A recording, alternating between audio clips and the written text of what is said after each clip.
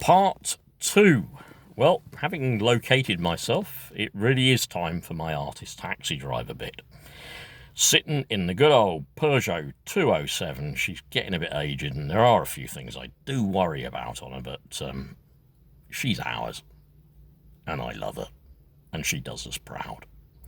Right, before too many people think I'm going out of my mind talking to my phone in a car park, let me say, Jeremy Corbyn, electable, of course, but let's just pick one topic.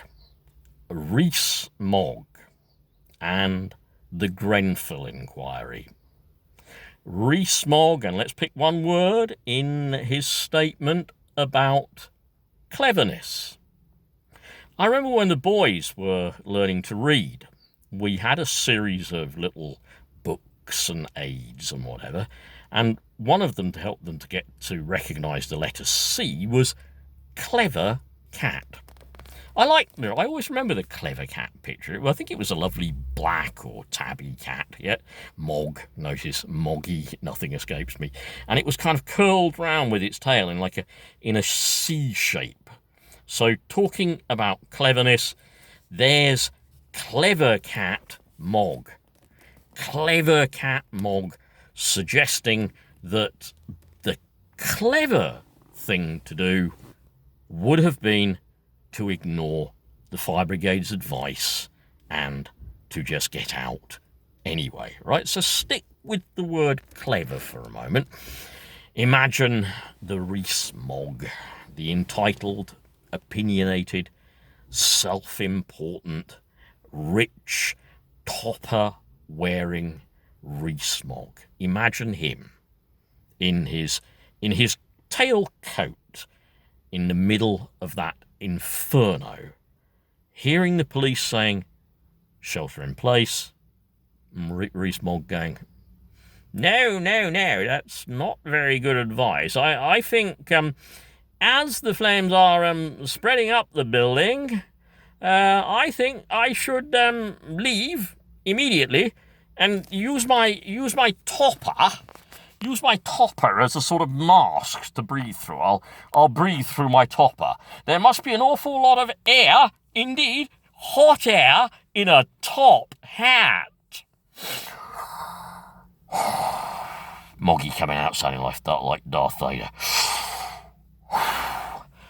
Moggy running back in to rescue all the money.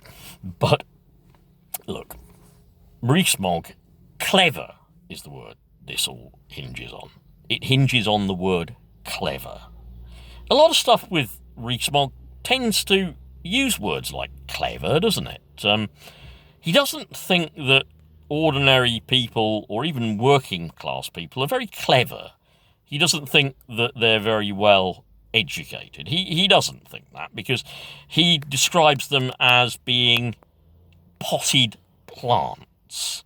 So again, it's about cleverness. It's about a kind of a unique kind of uncanny ability, this kind of this danger sense that well, if you've ever owned a cat, you'll know they've got.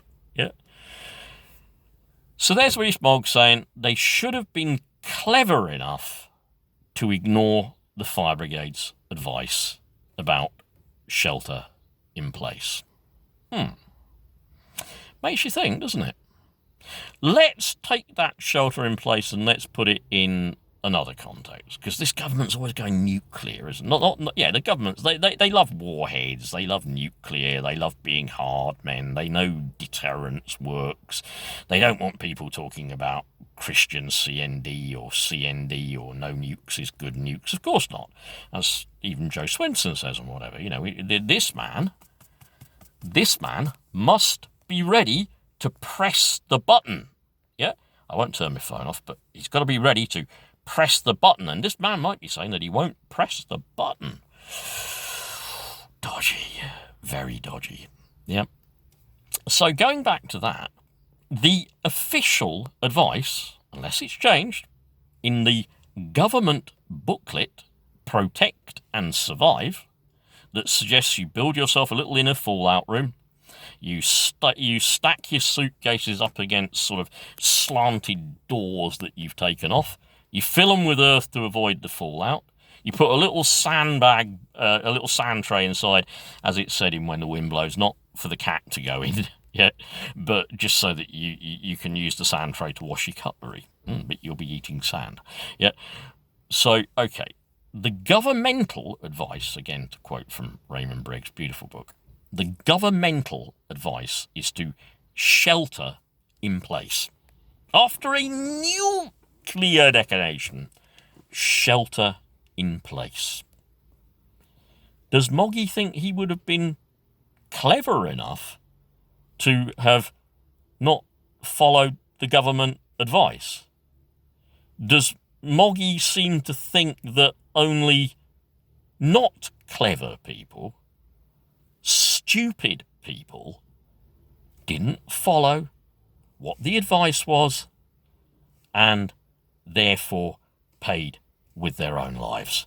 Is that what he's trying to say? And then worse than this, right?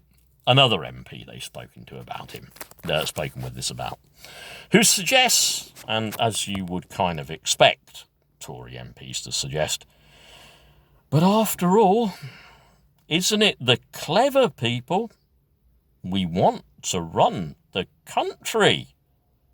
Do you want clever people to run the country? Does their cleverness matter? How important is it that they're clever? Yeah? Does clever... What makes a clever person able to run the country? What is it about all this education, this Etonian education, this Oxford or Cambridge stuff? What is it that makes you so clever? And then being so clever, you're really going to be good to run the country, aren't you?